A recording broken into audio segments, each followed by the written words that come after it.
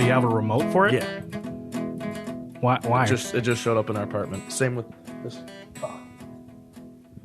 We don't know where it came from.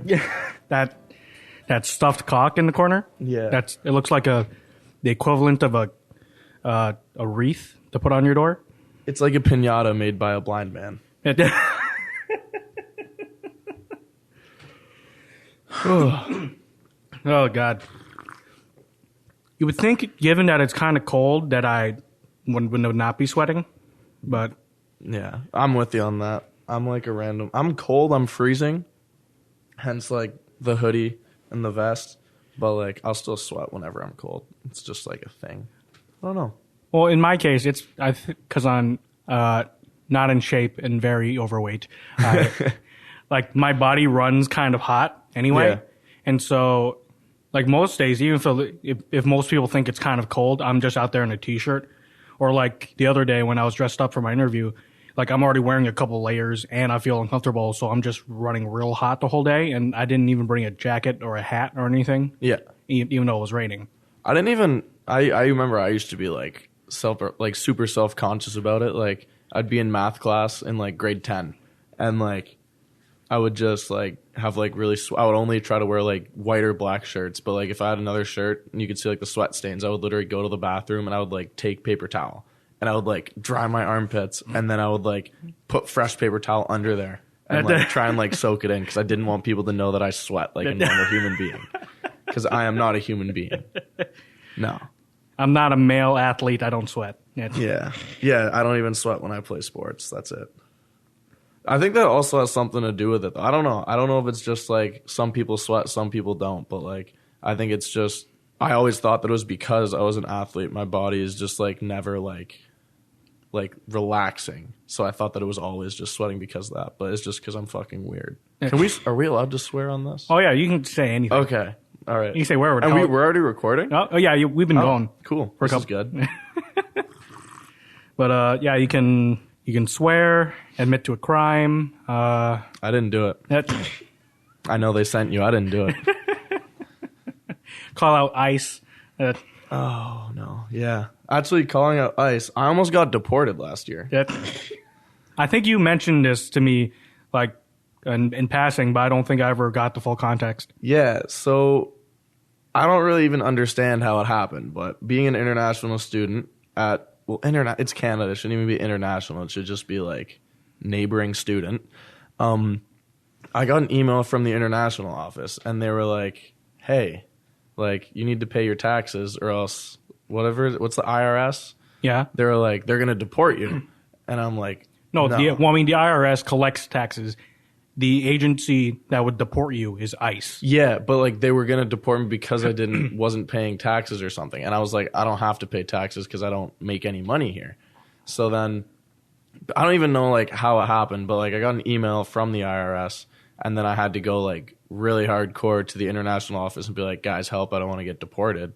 And then one thing led to another. It's not even a great story. It's just like it's fun to say I almost got deported. It was just basically like something to do with like my scholarship. They were like trying to think that was me making money, so they thought that I had to pay taxes on that, but something happened with it and I didn't actually have to pay taxes with it, which is good because like I don't know, it just sucked. Paying taxes sucks. Yeah, it does. Actually no, paying taxes is sick because then you get your tax return and it's like last year was so convenient for me because I was literally down to my last like $100 and I just got like a $400 tax return, and I was like, this is cool. It's like saving up money in a piggy bank.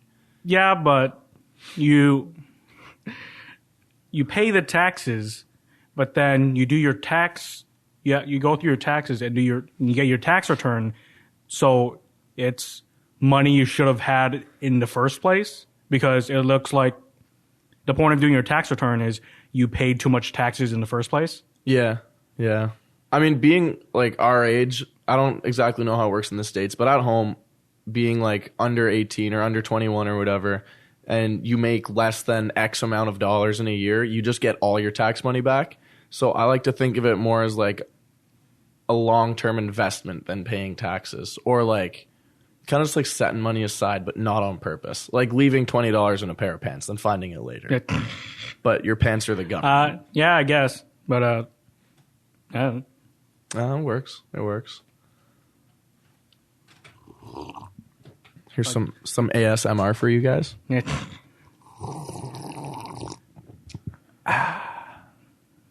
This is coffee time with Justin and Benson.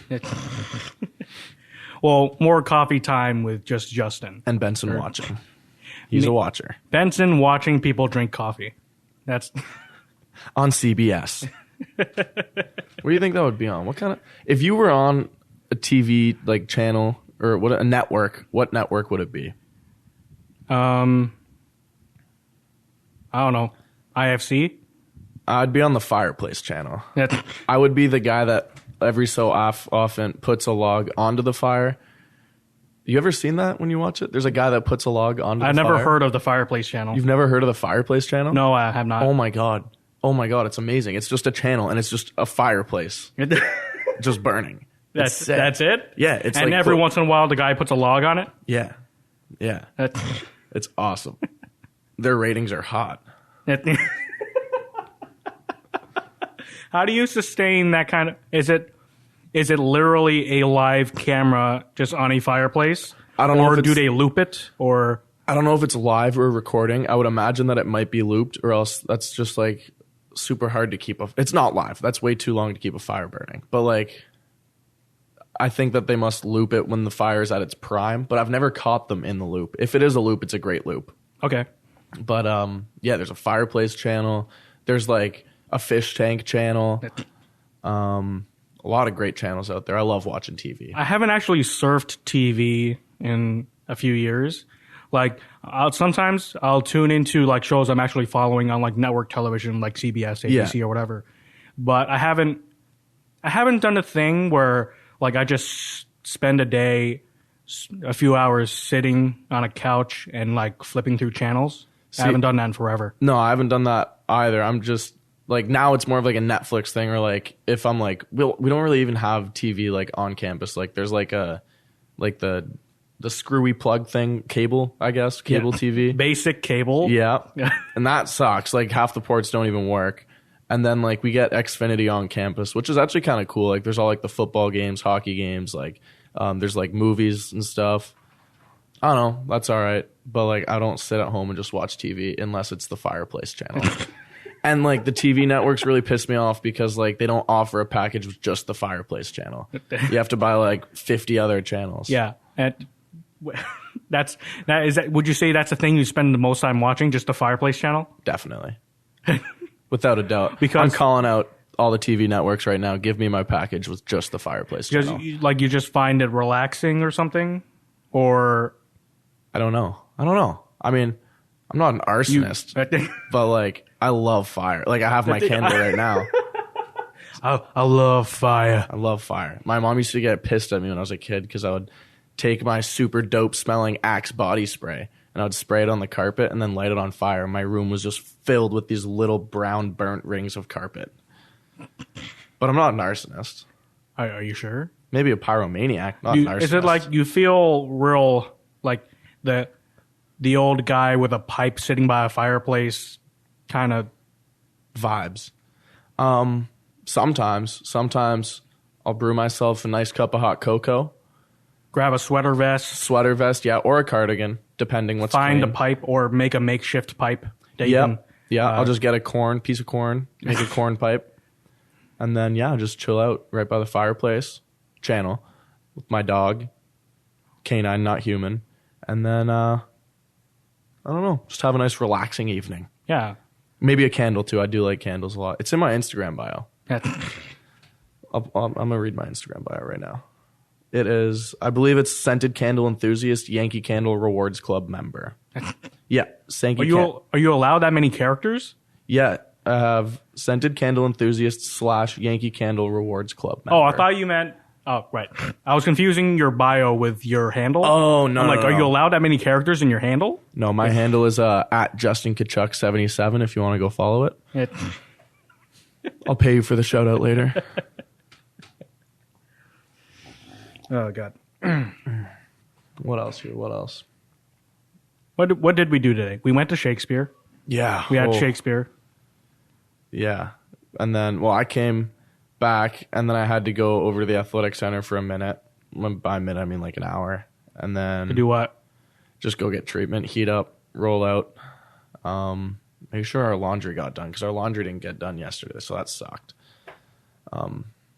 Saying like it's a problem, but it's actually like really cool. It's not like all of our laundry. It's just like our like laundry that we use, or our clothes that we use to practice in. Oh, right. So like after practice or after lift or conditioning or whatever, you just like put it on this like loop, and then you put it in this bin. So like everyone has their loops in this big bin. And then the last person out of the locker room rolls it and puts it in front of the equipment room. But like if someone doesn't roll it out, then we just have like stinky laundry the next day. Right. So that sucks. But yeah. Yeah, Shakespeare class. English major, not a huge fan of Shakespeare though. Really? Yeah, not a big fan. I don't know why. Actually, well, like I liked Titus Andronicus. It was confusing, but I liked it. How? And then How was it confusing? no, sorry, Titus Andronicus was not confusing. I take that back. Richard III was confusing. III was confusing. That was messed up. Titus Andronicus, I like that one. Midsummer's Night Dream was actually funny. I didn't realize how funny it was until we watched like people perform it. Because like you can read a play all you want, but like until you see it like performed, that's when you see like it all depends, I guess, on like the director, like how they want it to be played. I don't know. It was funny. I liked it. I mean, yeah. And I guess I'm not that big a fan of Shakespeare either, but I mean, I guess I'm growing to appreciate him more as we've been reading more Shakespeare, especially like in the Shakespeare class, but also in like sophomore seminar where we read Othello. Yep. And there's something about Shakespeare where I've realized he gets real meta sometimes, which you wouldn't think like when you like the first impression you have of Shakespeare. Oh, he just wrote a bunch of plays, right? And like they people think they're great, but then I read them and like I'm so interested in the idea of going meta in whatever medium you're dealing with, and finding all these plays like Hamlet has a play within a play, Taming of the Shrew has a framing device where it's a play within a play, Midsummer Night's Dream has a play within a play, and also like has multiple levels of trying to figure out what's real and what's not, and actors portraying actors within a play. And like in Othello, Iago is like acting as some kind of director, staging this elaborate ploy, this plot to gain power, and like directing people to make them do things they wouldn't have otherwise, all because he's giving them false information, false pretenses. And I guess I suppose part of Shakespeare's reputation as the greatest writer, ostensibly as the greatest writer of the history of the English language, is that he's like deconstructing the very art form that he's writing works for. Yeah. Hot take though, Iago. I like Iago. Hot take alert. But I mean, I get it. He's a bad guy, and you're supposed to not like him, but in a way, just because how he's able to scheme and just manipulate people, like it's interest. Maybe I should say I respect Iago more than I like him, because you can hate someone while respecting them. But yeah, I don't know. A lot of people just straight up don't like Iago, but I think there is aspects of him that one is able to like through respect for him. Yeah, you can hate him, but you can still admire like the fact that he's able, I mean, for the most part, pull off this plan that he's doing. Yeah. Benson, give me some of your stand-up comedy routine. I've been hearing a lot about it. You have? From you, yes. That was one time, but well, just a little taste. Okay, so one of the first few jokes I ever wrote was something like hey, you ever find like food products that say made with real fruit or made with real cheese on the package? And you start to think, why do they have to specifically say that? Is it that hard to get a hold of fruit or cheese? Is it that hard? I don't think so. Is just regular fruit or cheese? Is that? It's like they're patting themselves on the back for doing what they're supposed to do. Yeah, no, but it's like, is that hard to come by? Fruit or cheese? Or is it something like, is it just cheaper to synthetically make cheese or fruit flavoring? It's funny, but it's also a good question. What is cheaper? I mean, I suppose synthetic, probably. Yeah. So I didn't fully develop that one, but no, that's my problem. Is I have a bunch of like funny ideas to write jokes about, but I don't know how to like fit them in. Like a heroin addict that's afraid of needles. Well, that's just that's like you'd have to build that more to make it like a real joke. I mean, like the concept is there exactly, but that sounds more like a sketch. Yeah, you could sketch. Turn that into a sketch. I have another sketch where there's a guy trying to rob someone with a Swiss Army knife, but he keeps pulling out the wrong tool. Give me your money. Those are tweezers. Oh, okay. Give me your money. That's a spoon right there. That's not scared of spoons. Give me your money. That's a nail file. Or there's one, we were in class last night, and something about being so bad at math, you didn't get a protractor. You got like a bad tractor. You got an amateur tractor? Yeah, amateur. Just like it's a middle class John Deere tractor. It's not even a mathematical tractor. It's an actual tiny little tractor, vehicle tractor that like a Hot Wheels. It's an amateur tractor. It's a tractor for children. That's what it is. Something about buying your first plane is not the same as buying your first car, because like you could totally just go buy like a 1994 rundown piece of junk Toyota Corolla, but like you can't just go buy like the cheapest plane you can find, because there's a big difference between breaking down on the highway and breaking down like in the sky high up on the way. You know what I mean? Well, I mean, did you know that highways, the reason there are highways in the U.S. is because like during the Second World War, around that time, Eisenhower's just like, if we don't do this, then the Nazis win. And part of it was, so the reason why highways are constructed that way is to make it like an emergency landing strip for planes that go down. Really? Yeah. Huh, I don't know. Because I have a Discovering America 1945 to present, or no. I don't know, Discovering America class, and like it's like a lot about like history and like presidents and stuff, and we were just talking about the highway thing, and like it had a large part to do with like the breaking down of like the traditional family in the US, and like it's also like, what's the word for like accidental segregation? Accidental? Like not so basically what happened is like everyone used to live like in like quote unquote cities, right? Yeah. And then they build these highways, then they build suburbs, but it's expensive. Gentrification? Yes. I think it's I mean, it's not. Siri, define gentrification. Gentrification means the process of renovating and improving a house or district so that it conforms to middle class taste. Oh wait, no. That's not quite it. But it's like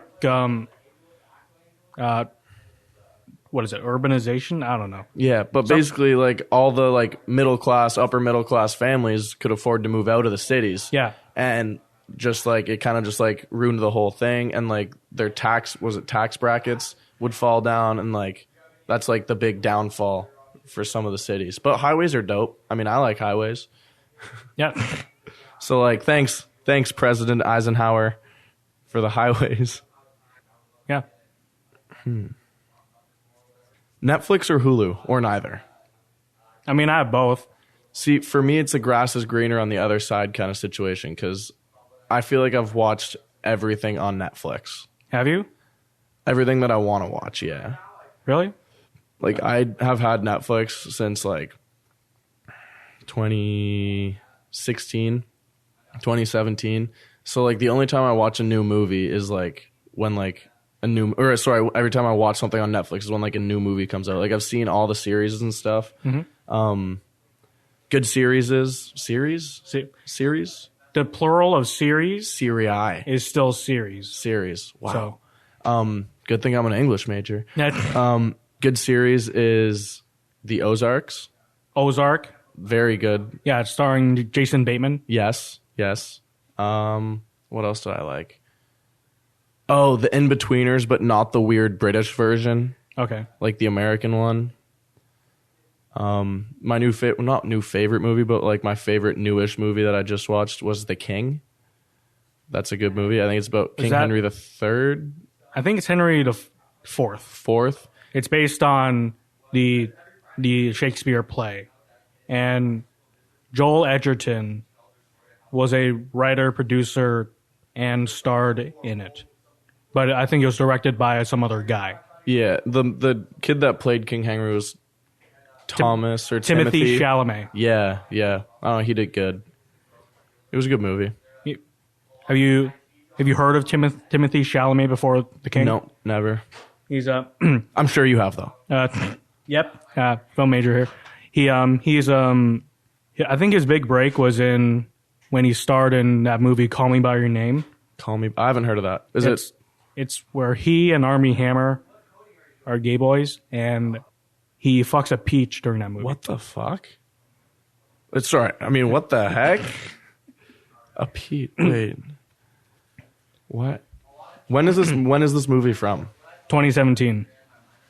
That's weird, man. But hey, I mean, look at him now. Yeah. Goes from fucking a peach to being the king. Yeah. I mean, just crazy how life works. You never know. Yeah. Would you fuck a peach to become king? Yeah. I mean, like, Corp, would you fuck a peach to become a king? Maybe. Probably. I mean, like, it's like low risk, high reward. Kinda.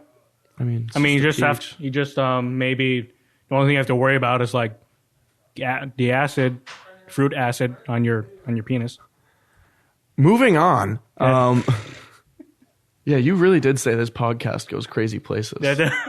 Well, have you listened? Which ones have you listened to? The one so far with Cinch, right? The philosopher, your old professor, I think, the philosopher guy. Yeah, Donovan Cox. Yeah, and then the one with the kid that you went to high school with, I believe.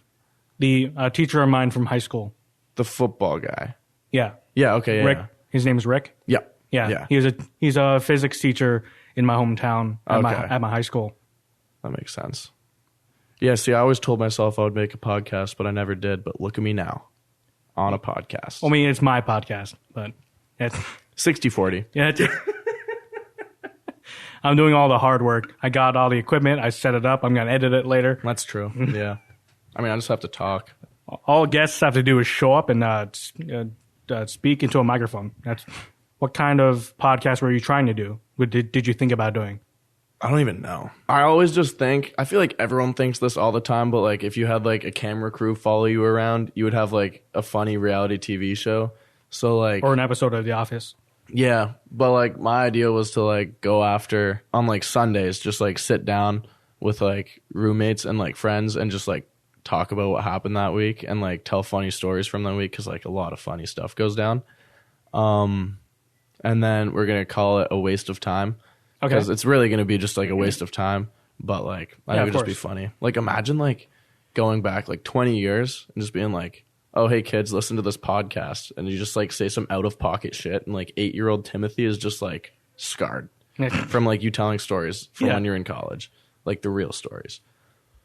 It's like a different version of you're telling stories to your grandkids. Like here this time we talked about the time we killed a hooker and dude, I told you we can't talk about that. We cannot talk about that. I didn't do it. And you never followed through with any of it? Yeah, no, I didn't follow through with any of it. But I don't know. We'll see where it goes. Maybe this will inspire me. But I just have like so little time as it is that like I just don't want to like sacrifice my other time. You know what I mean? Yeah, I mean, I'm already doing all the things and like overloading on credits, and I spent a lot of my time just driving, and then for some reason I decided to do a podcast, and now that's going to eat up more of my time. The best thing that happened to me this semester was fieldwork getting canceled. I loved it. I loved doing it, but like I didn't even have time to like do homework when fieldwork was going on. So now I have like 2 hours on Tuesdays and Thursdays before practice that I can do homework. And that was like, I remember I was so excited to do homework. And I was just like, yeah, I don't know, man. I was like, I always say this like, to like my differentiation teacher, shout out Brian Hendrickson. But like in high school and like middle school, elementary school, I was the worst student. Like not at like grades wise, like I still got like A's, B's. Like I remember I think I got like 2 C's in high school, but I was just like an asshole. Like to like teachers and stuff. Like I would just like goof around all class. Like I would always like, get extensions on my papers and stuff. And I hated English. Really? Yeah, I hated it. Well, because like I have such a problem with like stuff that like an English class teaches in high school. Because like, do you think kids really? I mean, don't get me wrong. Like To Kill a Mockingbird, great book. Like 1984, a lot of people like it. I hated it. Like, there's other books that you could just switch it up a little bit. I mean, it's only been like what I think our parents have been reading the same books in high school. Like you could switch it up, get some new material in there. I guess, yeah. Because like. Not every kid wants to read the same book. And if you at least gave the kids some options of books that carried the same weight and the same material, then they would be a lot more invested in it. And that was my problem, is I just couldn't give a left-handed fuck about what we were learning when it came to texts and stuff. So, but then I took a post-grad year at a school in Toronto, and I took a creative writing class, and I was like, wait a minute. English was kind of sick. And like now I read more. So English. It's kind of cool. And it's like a good major. It's a lot of work, but it's not like hard work. It's just kind of doing it. You know what I mean? Yeah. It's a lot of reading, a lot of analyzing. Yeah. Writing. Yeah. Like the other week when I was writing my Titus Andronicus paper, I had everything laid out. Like I knew what my argument was. I even had the quotes I was using typed up into the document. It was just a matter of me like getting myself doing it to like write the rest of it. Yeah. And like, yeah. No, I get what you mean. And well, I don't read anything, but I. I mean, no comment. I'm not gonna read goddamn Shakespeare plays. Plus Jane Eyre. No, I'm not going to read that on my own time. Plus like all the other shit I would have to read. Yeah, like for like other classes. We have like when you're assigned, I feel like it's so different being assigned a book to read for class and then just like picking up a book and reading it. Like the feeling of like knowing you have to read up to this point by this day makes it like so much less enjoyable if I were to just pick up the book and start reading it. Yeah. Because I don't know. Even if it's a book you would have enjoyed. Yeah. It like I remember in high school, at least in my high school, the usual thing that would happen senior year is like you read The Great Gatsby and Catcher in the Rye and maybe some other book. And I decided to the year before pick up copies of Gatsby and Catcher in the Rye and read them, and before I was assigned to, and then would lose all the fun. Yeah. And Catcher in the Rye is like one of the few books that ever really changed my life and made me think differently about reading. You picked that book. What's that? We had a class last year at night. I think that you picked that book for your adolescent. It was adolescent literature. Yeah. Yeah. Yeah. I remember you liked that book. Sorry, go on. And have you read it? No. No. But I was assigned it in high school. I read the Spark Notes. No, but so like being able to read it on my own time without feeling any pressure to like finish it, analyze it to death by a certain date. It really, for one, I like the book. Yeah. And two, I liked it so much. I just read it at the right time, at the right age. Yeah. It really resonated with me. And I got so excited about the book, I carried it around with me like for a couple of weeks, even after Really? having finished reading it. And I got really excited about the analysis. Yeah. Because I would look up like the spark notes, Yeah. and like the deeper thoughts of it. See what they have to say about the book, the deeper analysis of it, and like look up videos of people doing analysis of the book, and really blew my mind how you could like synthesize these interpretations of what the text means literally just from the text. It never occurred to me that could happen. Yeah. No, that's cool. I mean, going back to like high school again, like the whole Spark Notes thing, and like a book that kind of like changed the way that you looked at books. Like for you said it was like Catcher in the Rye. Mm-hmm. For myself, it was Flowers for Algernon. I remember we were going on like a road trip to some tournament somewhere, and my mom went to pick up a magazine, and I asked my mom if I could get a book, and she was like, you want a book? Like, yeah, I'll buy you a book. That's awesome. You want to read? Go ahead. So I picked out this book.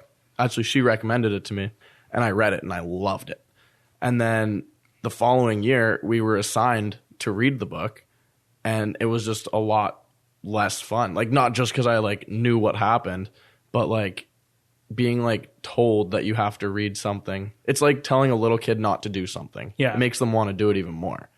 But like thinking about it, like I'm pretty sure I'm sorry to all my teachers in high school, but I think Flowers for Algernon was the only book I actually read to entirety in high school.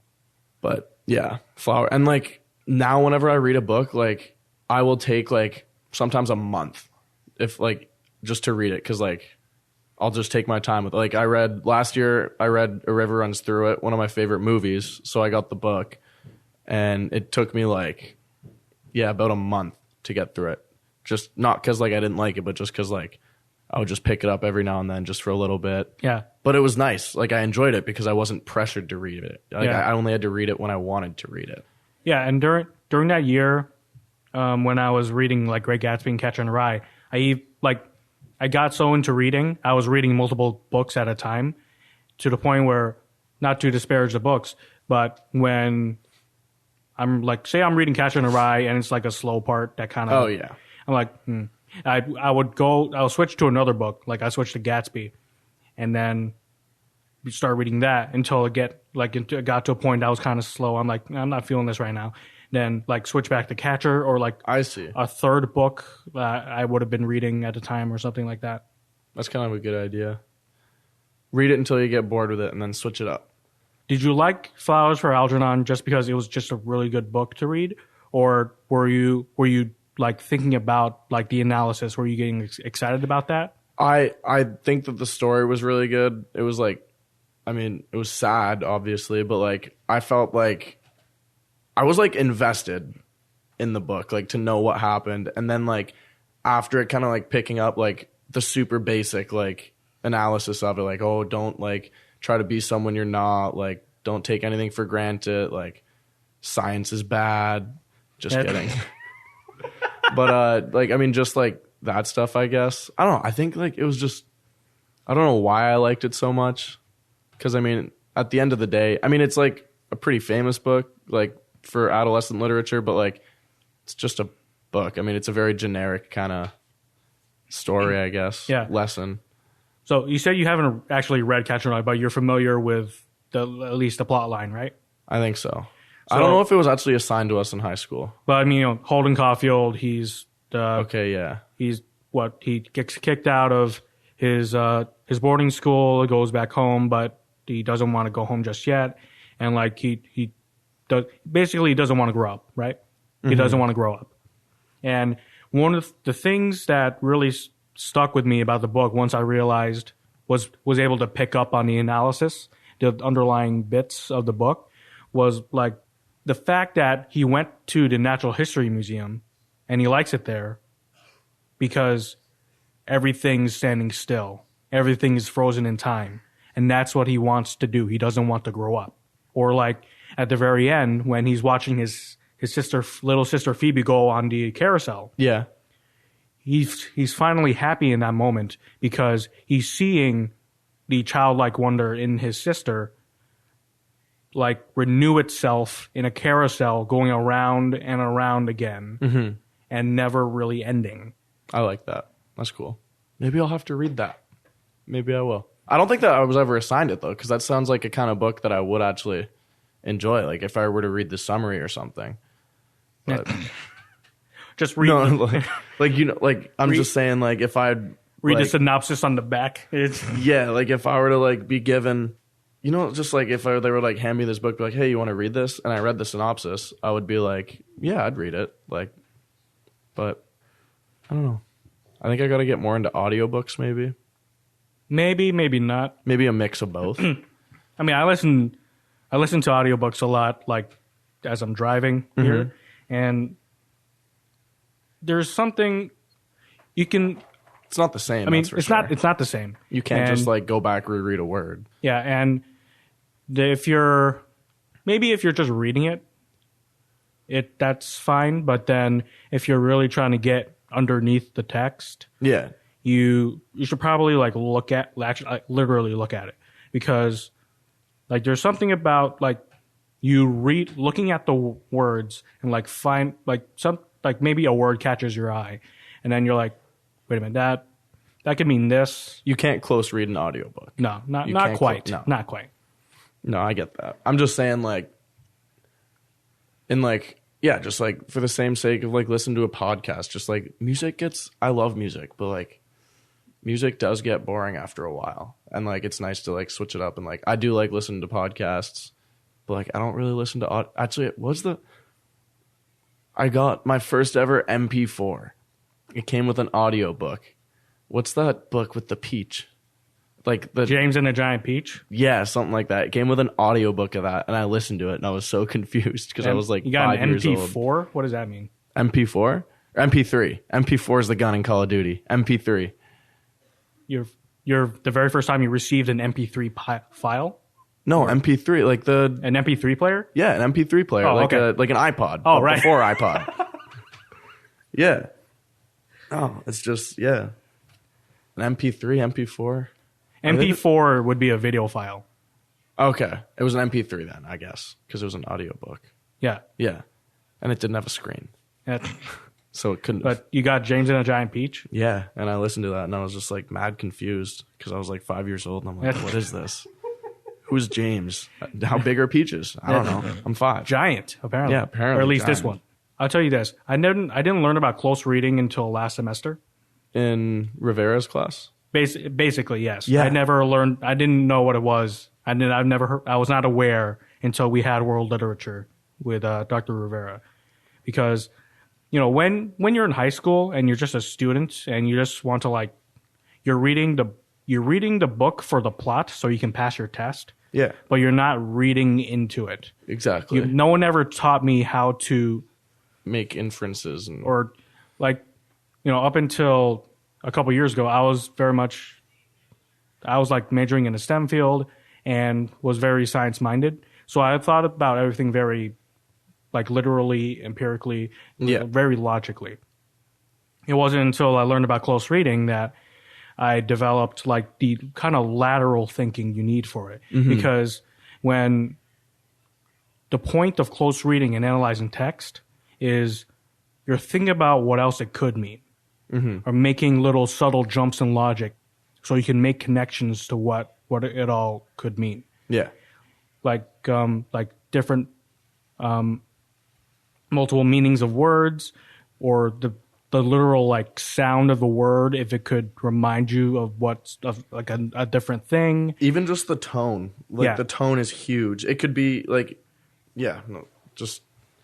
I remember, but no, in that class, that's the first time that we I kind of knew what like close reading was.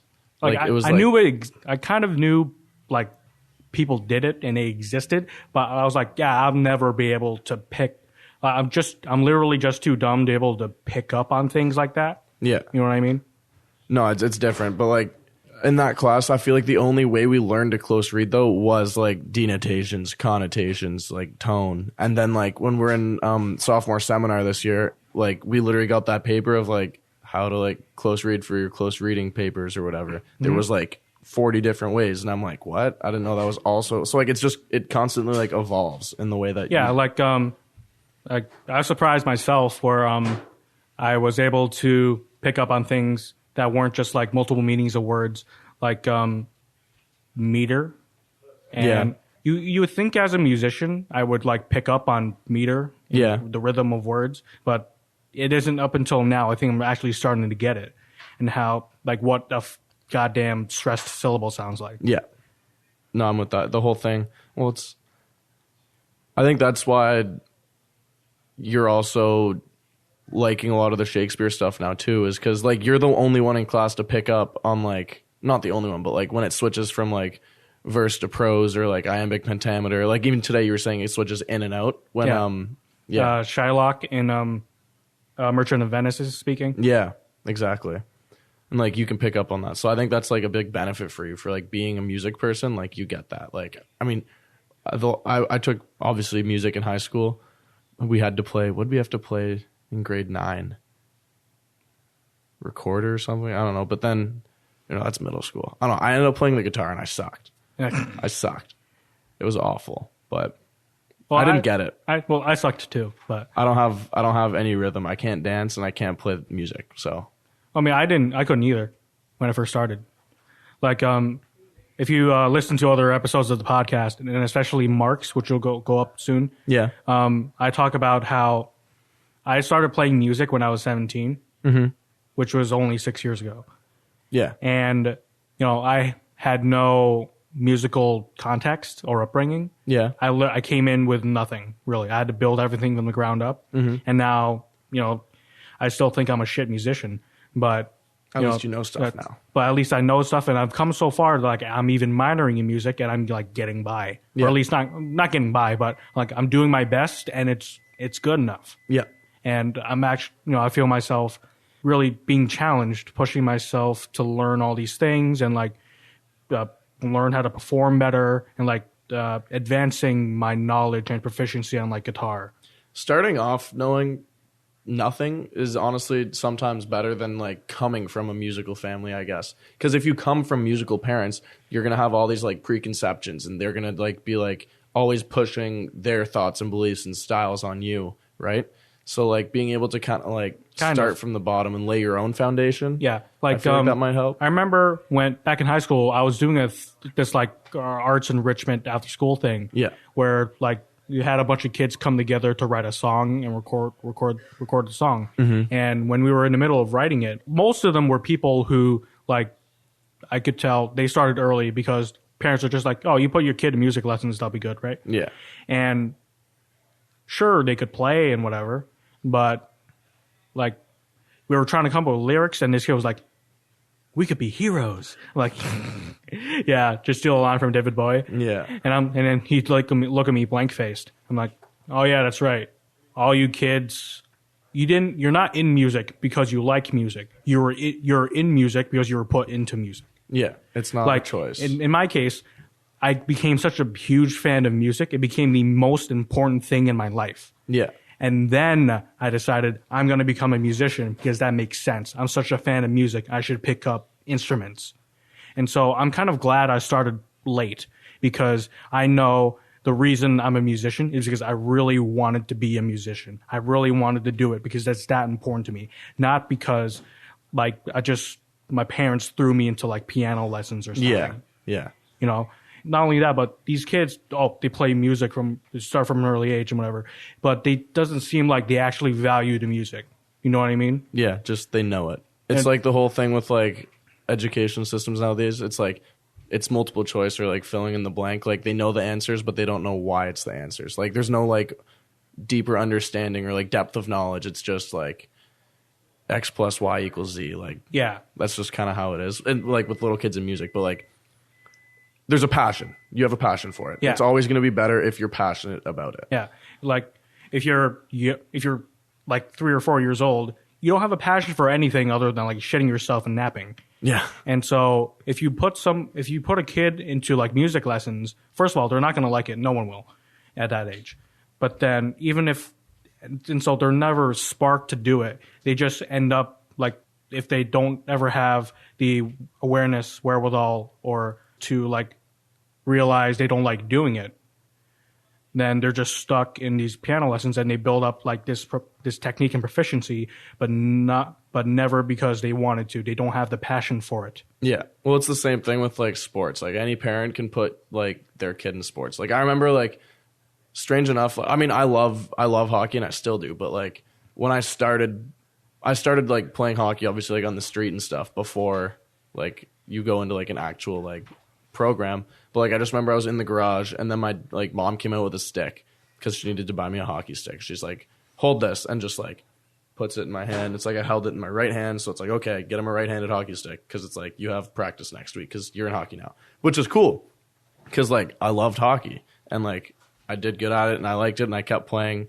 all the way up through high school. But then like so many of those kids that like were also just like whose parents said, okay, you're gonna go play hockey now, like they lasted 2-3 years because they didn't like doing it. Yeah. They could still like they could play it, but they didn't like it, which Yeah. is the big difference. Like you can't force someone to like something.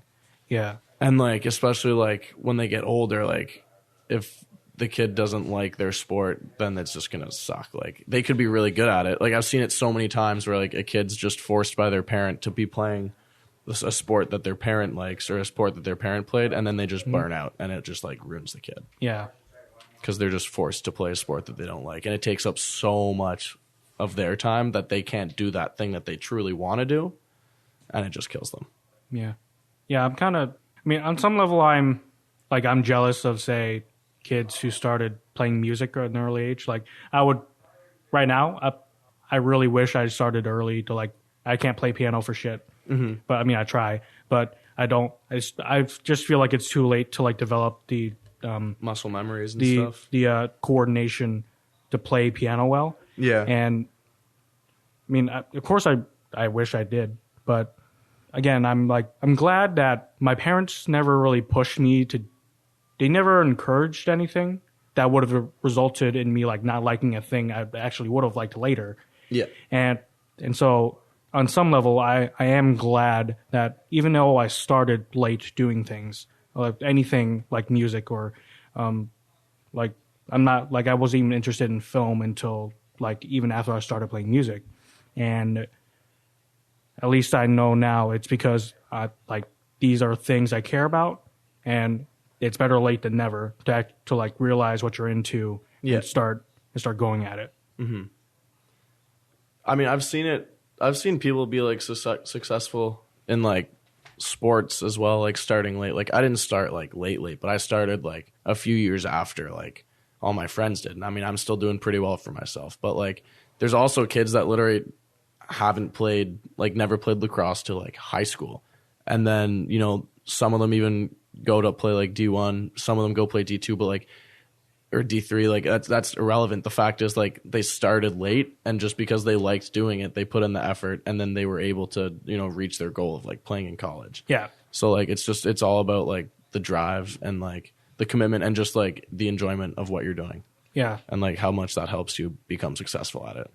I feel like I have such a penchant for committing to things that like my current curriculum of doing English, but English secondary education plus another major in film plus like a minor in music is like stupid crazy. I don't know. Like people listening to this, don't be me, please. It's it's stupid. It's not. It's quite the mix up there. Like I heard about people who are in the English secondary education program who they end up having to like drop the education part, just be English majors because like they can't fit like all the classes. They're not going to be able to finish by this time.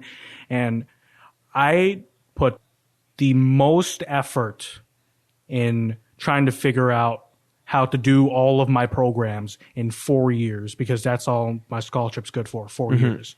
You know, I spent literally hours, so much effort making spreadsheets of like trying to see where all the classes would fit and like I'd have to like overload here, overload there, maybe take a summer course there, a winter session, like, and all these transfer credits fill these, so I don't have to worry about those.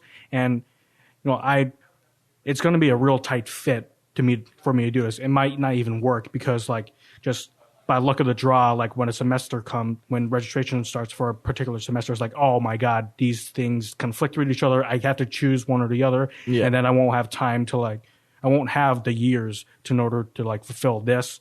And I'm like kind of just flying by the seat of my pants, but still like very prepared, but not, if you know what I mean. Most people would probably tell me like, why are you even doing this? Like, you should probably just drop like the education part. Like, you don't even care about that. You're not in the education program because you want to teach. You're in the education program because you're earning an English degree. But the thing is, I've already taken like a handful of education courses, and so I'm like, there's no point of wasting. Like, I'm going to commit to this. Yeah. If I've already taken those slots, that time has passed, and those slots in my curriculum, they're done. Yeah. It's in the past. I might as well commit to it because if I'm in this sequence for education courses, I might as well just finish it. Yeah. I mean, you're already there. Yeah. I agree with that. I mean, like, I kind of think about that, like, when kids, I mean, granted, everyone has their own reasons and they are justified, but like, for myself, I would never be able to quit like a team. Like, I mean, the effort it takes to get here and then just to like be like, no, I'm going to leave. Like, I couldn't do it. I don't know. I put so much time, not that I've ever wanted to. I love it here, but like, I can't imagine putting so much time and effort into something and then just quitting once you get it because it's hard or like, I don't know. But I'm not saying like people don't have reasons, and like definitely people who have quit, like they have their reasons and I respect that. But I'm just speaking like for myself. I could never do it. Like, you're committed to it. Like, you are here, you have 4 years, you're committing to those 4 years. That's what it is. Yeah. Or like, you hear about those people who during college and they're like a semester or a quarter away from completing their degree, but they leave just because it got hard, or like they just like stopped caring or something. Yeah. And I mean, like everyone's story is different, and it could be like you really just could not stand it anymore. But like, say if you are just a semester away from like earning a damn degree, I mean, you might as well just stick to it and get it over with. You know what I mean? Schedules, like you were saying. If you're not in college yet, be ready because making a schedule is really hard. And I don't know what I would do without Julie. So shout out Julie. Do you have Julie as an advisor? Yeah. Angel. Oh my God. Yeah, we're in the same program. Yeah. Chuck. Yeah. Just making sure. Well, like, but you're also in like 2 other programs. So So, I mean, technically speaking, film is my primary major. Yeah. But, so I have a film advisor, and then I have Julie for the English secondary education program. Okay. So you don't have just one advisor. I have technically two advisors. Okay. So that makes sense. Is scheduling just a thing that, like, it escapes you? You can't really figure it out unless you have help?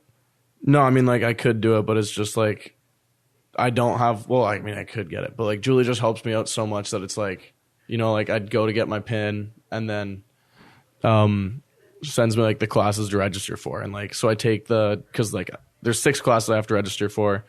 I put all the codes in for them, and then it bounces right back. I get into 3 classes, and there's 3 restrictions on the other classes. So I just go, hey, Julie, like, I have 3 restrictions for this class, this class, this class. Like, I'm about to head to practice. Just email me back whenever. And like, she literally emailed me back, I think in like 15 minutes, and was like, okay, you're into the classes now. Like, she just takes care of all of it. I mean, I suppose, you have such a busy thing being an athlete here, and like, you're up at 5 every morning to go like do lacrosse things. Not every morning, but like a lot of the time, yeah. And I mean, I guess I have enough time to be making all these like damn spreadsheets of like my schedule for every semester I'll be here, and like in the schedules I fill out all the information, like subject, course code, the title of the course, the time it is, the room it's in, the registration number. And so that when I'm ready to register, I just look at my sheet and I pull up my spreadsheet and I just look at that and put in the registration numbers. Yeah. But like, I've looked at the the program requirements so many times now for all of my programs. Yeah.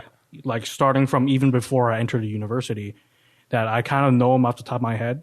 And like I'm always like, whenever I look up like the plan of study I made in another spreadsheet or the schedule thing I have, it's just I'm always like looking at it, like calculating like this and this will be here. Like so if I'm taking this, that means like I have to go in this sequence for the next couple of semesters. And Yeah. yeah. No, it's definitely not easy, but you seem organized. I have to. Helps. I have to be. Like when I first entered the university and I added the English major, I spent like an entire day looking through, like making spreadsheets, looking through the requirements, and like in one sheet on one side, it's like the suggested plan of study for like cinema, and then I like in the next column, I excise all the classes that are fulfilled by a transfer credit. Yeah. And then like, oh, that's what I'm left with. And then I did the same thing for the English program. Suggested plan of study, excise all the things I've already fulfilled via transfer credit. And then I put them together into a finalized plan of study. And of course it's subject to change based on what happens. Yeah. But it's still like, I have it all planned out. Literally like all eight semesters of 4 years plus winter and summer sessions in between in the list. It's impressive. I do have to get going though. Okay. In the next few minutes. All right. We're at like an hour. So. Oh, okay, cool. I guess so, yeah. No, I just got to go get treatment and stuff before Okay. practice, so. Cool. All right, well, this was cool. I don't know how to end this. I don't know really how you end it. I mean, most of the episodes I've done, so it's just like someone says one final thought. There's a few seconds of silence. And I'm like, all right, I suppose that's it. I have a good idea. Ready? Podcast over. Just kidding. No, wait. Now it's over. All right. Over. Yeah, it's over. Okay, it's over. Yeah. It's over. Well, thanks for coming on. It was fun. Thank you for having me. Cool.